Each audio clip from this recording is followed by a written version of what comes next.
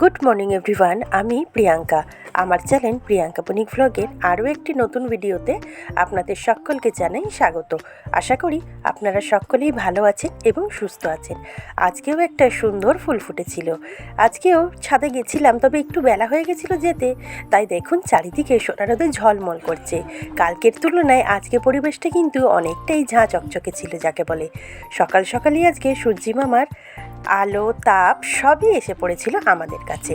তো ছোট ছোট গাছগুলিতে বেশ সুন্দর কিন্তু লঙ্কা হয়েছে। আগের দিনও দেখিয়েছিলাম আপনাদের, আজকেও দেখালাম। আর এখানে উচ্ছে গাছটা বেশ সুন্দর কিন্তু বেড়ে উঠেছে। আর আমার ছোট্ট ছোট্ট গাঁদা ফুল গাছগুলিতে ফুলে ফুলে কিন্তু ডালগুলি একেবারে ভরে গেছে। এই ফুলগুলি দেখলে পরে আমার যে কী আনন্দ হয়। আর সেদিন যে রক্তগাঁদাটা এনেছিল, সেই রক্তগাঁদাটাও বেশ সুন্দর কিন্তু ফুল দিয়েছে। এটা একটা নতুন লঙ্কার গাছ, ওই কৃষ্ণ লঙ্কাই, তবে জাতটা লঙ্কাগুলির একটু বড় বড়। আর এইটা তো আমার আগের পুরনো লঙ্কা গাছ। এই গাছটার মধ্যেও কিন্তু বেশ সুন্দর লঙ্কা হয়েছে। আর পুকুরের চারপাশটা দেখুন কি সুন্দর রোদে, দারুণ লাগছিল কিন্তু দেখতে। মোটমাট সকালটা আজকের বেশ সুন্দরভাবেই কেটেছে। তো তারপরে জামা কাপড় কেচেছি ঠিকই, তবে আজকে আপনাদের দাদাভাই ছাদে জামা কাপড় মেলে দিয়েছিল। এই রেসিপিটা কালকে রাতে আপনারা হয়তো অনেকেই শর্টসে দেখে নিয়েছেন। তো ভাবলাম চলুন আপনাদের সঙ্গে আরও একবার শেয়ার করে ফেলি বড় ভিডিওর মাধ্যমে। কালকে রাত্রিবেলা অফিস থেকে আসার পথে এনেছিল মুরগির মেটে স্টমাক। তো সেটাই বেশ একটু ঝাল করে ফেললাম। প্রথমেই হলুদ দিয়ে আলুটা ভেজে তুলে রাখলাম। আর তারপরে কড়াইতে গোটা জিরে শুকনো লঙ্কা ফোড়ন দিয়ে কেটে রাখা পেঁয়াজটা দিয়ে একটু ভাজা ভাজা করে নিয়ে একে একে আদা রসুন বাটা, একখানা বড় সাইজের টমেটো কুচি, একটু লঙ্কার গুঁড়ো, একটু হলুদ গুঁড়ো আর মশলা দিয়ে মেখে রাখা মেটে স্টমাকটা দিয়ে খুব ভালোভাবে কষিয়ে নিলাম। তো তারপরে ভেজে রাখা আলুটা দিয়ে আর একটু নাড়াচাড়া করে নিয়েই জলটা অ্যাড করে দিলাম। ফুটে গেলে ধনেপাতা ছড়িয়ে নামিয়ে নিয়েছিলাম। যেমন দেখতে হয়েছিল সেরকম কিন্তু খেতে হয়েছিল। তো চলুন, আজকের আমি সকালে শিম, লাউ, বেগুন আর ডালের বড়ি দিয়ে তরকারিটা বসিয়ে রেখে স্নানে চলে গেছিলাম, তাই তরকারির রেসিপিটা আপনাদের সঙ্গে শেয়ার হলো না। তবে ঠিকই এর আগে কিন্তু আমি অবশ্যই শেয়ার করে রেখেছি। তবে যাদের পছন্দ হবে তরকারিটা, আমার আগের ভিডিওটা থেকে রেসিপিটা একটু দেখে নেবেন। আজকে যেহেতু রবিবার, তাই মাথায় একটু শ্যাম্পু করে নিয়েছিলাম, তারপরেই রান্নাটা বসালাম। তরকারিটা তো হয়ে গেছে, এদিকে ভাতও হয়ে গেছে। আর এখন বসিয়ে নিচ্ছি টমেটোর টক, আর করব আজকের রুই মাছের পাতুরি। আজকে রবিবার, মাংস হয় বটে, তবে কালকে রাতে যেহেতু মেটে স্টমাক করেছিলাম, সেই মেটে স্টমাক একটু ছিল, সেই কারণে আজকের আর মাংস আনতে বারণ করেছিলাম। তাই আজকে রুই মাছ এনেছে, মাছের পাতুরি করব। আর এদিকে ভেটকি মাছের কাঁটাও এনে রেখেছে। কাঁটাটা জানি না কবে রান্না করতে পারবো, কেন কাল থেকে তো আবার মেয়েদের স্কুল চালু। তবে স্কুল চালু হলে কি হবে, আমি তো সকাল সকাল উঠে রান্নাবান্না সেরেই ফেলি। তো দেখুন কড়াইতে শুকনো লঙ্কা আর সর্ষে ফোড়ন দিয়ে টমেটো কুচিটা দিয়ে পরিমাণ মতন লবণ দিয়ে একটু লবণটা টমেটোর সাথে মিশিয়ে নিয়ে কড়াইটা ঢেকে দিলাম। মিনিট 2-3 ঢেকে দেওয়ার পরে ঢাকনাটা তুলে দেখলাম টমেটোটা বেশ সুন্দরভাবে কিন্তু মেল্ট হয়ে গেছে। এখন আমি টমেটোর মধ্যে দিয়ে দেবো সামান্য একটু হলুদ আর যতটা পরিমাণ টক করব সেই পরিমাণ জল। আর বেশিক্ষণ ফোটাতে দরকার নেই, কেননা বেশিক্ষণ ফুটতে দিলে টমেটোর টকের জলটা আবার কমে যাবে শুকিয়ে গিয়ে। তো সেই কারণে অল্প একটু ফুটিয়ে নিয়েই নামিয়ে ফেলবো টমেটোর টকটা। আর তারপরে আমি মাছের পাতুরিটা বসিয়ে দেবো। পাতুরির রেসিপি আমি অনেকবারই আপনাদের সঙ্গে শেয়ার করেছি, তবে আজকে আবারও করলাম।